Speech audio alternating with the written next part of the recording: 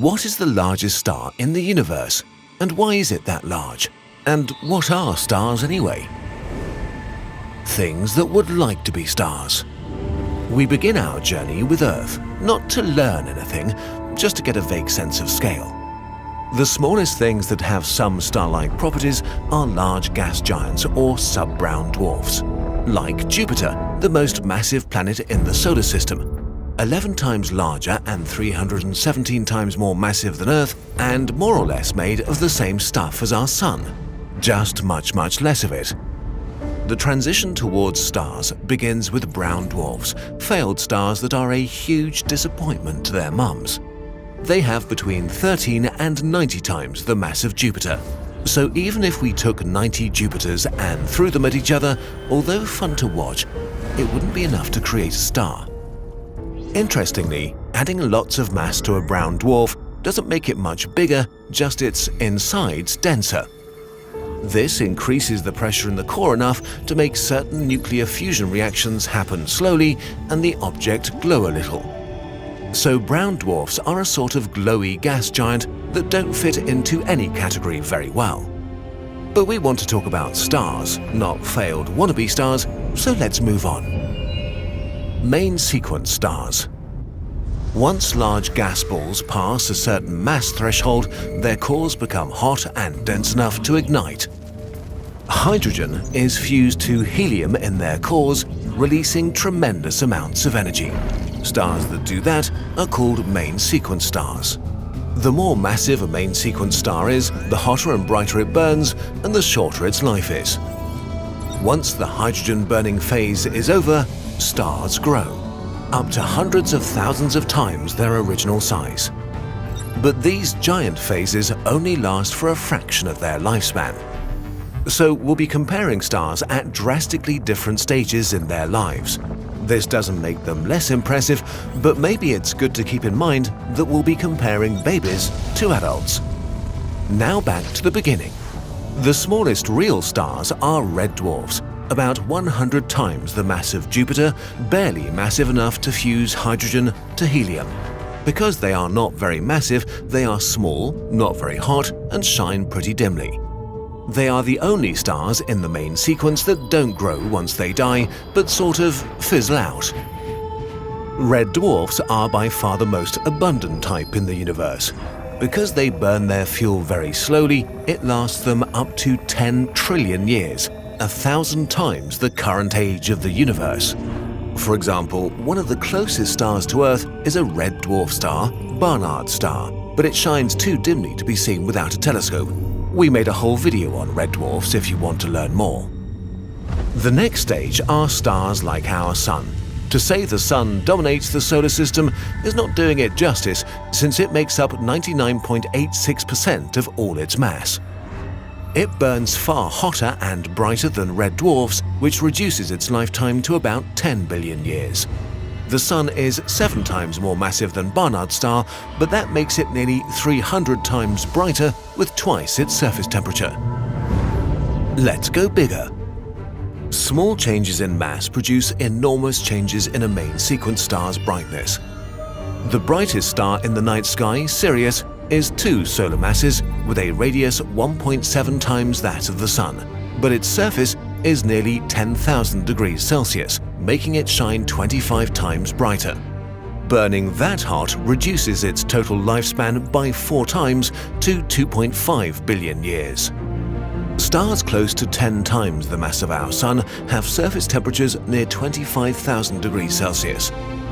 Beta Centauri contains 2 of these massive stars, each shining with about 20,000 times the power of the Sun. That's a lot of power coming from something only 13 times larger, but they'll only burn for about 20 million years. Entire generations of these blue stars die in the time it takes the Sun to orbit the galaxy once. So is this the formula? The more massive, the larger the star.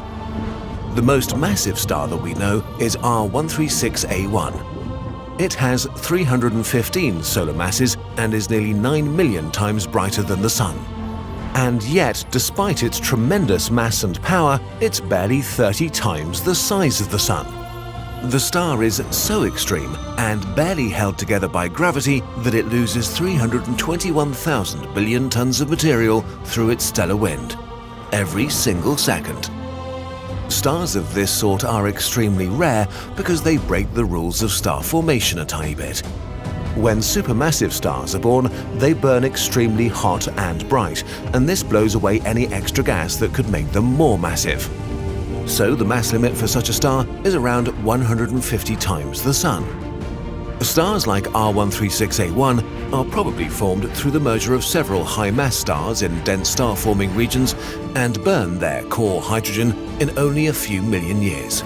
So this means they are rare and short-lived. From here, the trick to going bigger isn't adding more mass. To make the biggest stars, we have to kill them. Red giants. When main sequence stars begin to exhaust the hydrogen in their core, it contracts, making it hotter and denser. This leads to hotter and faster fusion, which pushes back against gravity and makes the outer layers swell in a giant phase. And these stars become truly giant indeed. For example, Gacrux. Only 30% more massive than the Sun, it has swollen to about 84 times its radius. Still, when the Sun enters the last stage of its life, it will swell and become even bigger, 200 times its current radius. In this final phase of its life, it will swallow the inner planets. And if you think that's impressive, let's finally introduce the largest stars in the universe, hypergiants. Hypergiants are the giant phase of the most massive stars in the universe.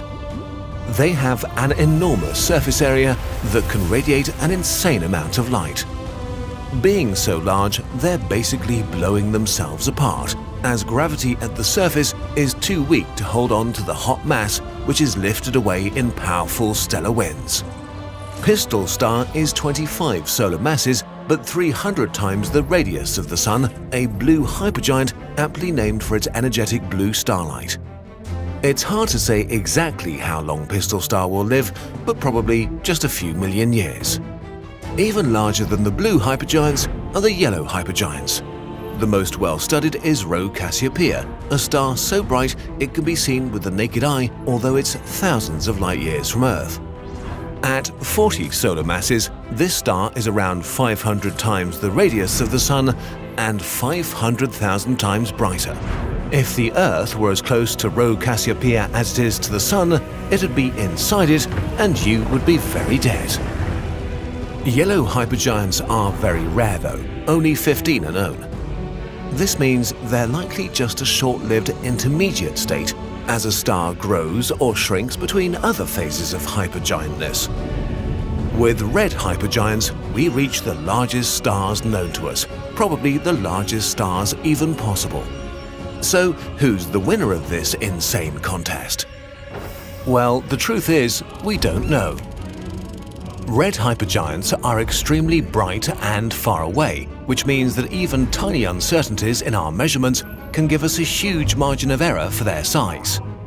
Worse still, red hypergiants are solar system-sized behemoths that are blowing themselves apart, which makes them harder to measure.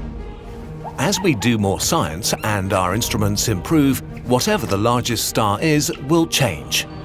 The star that is currently thought to be among the largest we've found is Stephenson 218. It was probably born as a main sequence star a few tens of times the mass of the Sun and has likely lost about half its mass by now. While typical red hypergiants are 1,500 times the size of the Sun, the largest rough estimate places Stephenson 218 at 2,150 solar radii and shining with almost 500,000 times the power of the Sun. By comparison, the Sun seems like a grain of dust.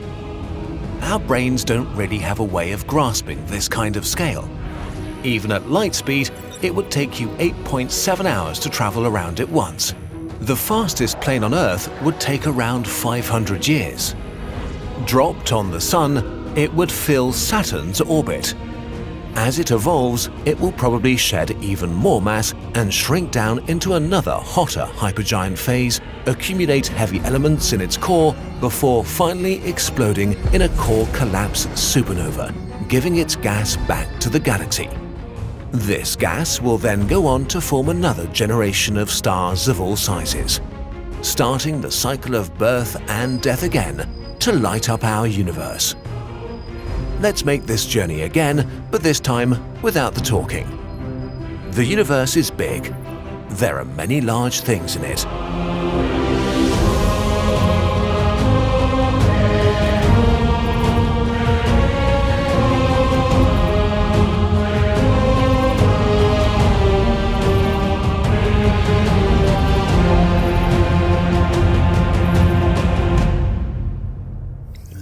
If you want to play a bit more with size stuff, we have good news. We've created our first app, Universe in a Nutshell, together with Tim Urban, the brain behind Wait But Why. You can seamlessly travel from the smallest things in existence, past the coronavirus, human cells and dinosaurs, all the way to the largest stars and galaxies, and marvel at the whole observable universe. You can learn more about each object or simply enjoy the sheer scale of it all. The app is inspired by the Scale of the Universe website by the Huang twins that we spent a lot of time with when it came out years ago, and felt that it was finally time to create a Wait But Why and Kurzgesagt version. You can get it in your app store, there are no in-app purchases and no ads. All future updates are included. And since this is our first app, we'd love to hear your feedback so we can improve it over time. If this sounds good to you, download the Universe in a Nutshell app now and leave us a 5-star review if you want to support it. Kurzgesagt and all the projects we do are mostly funded by viewers like you. So if you like the app, we'll make more digital things in future. Thank you for watching.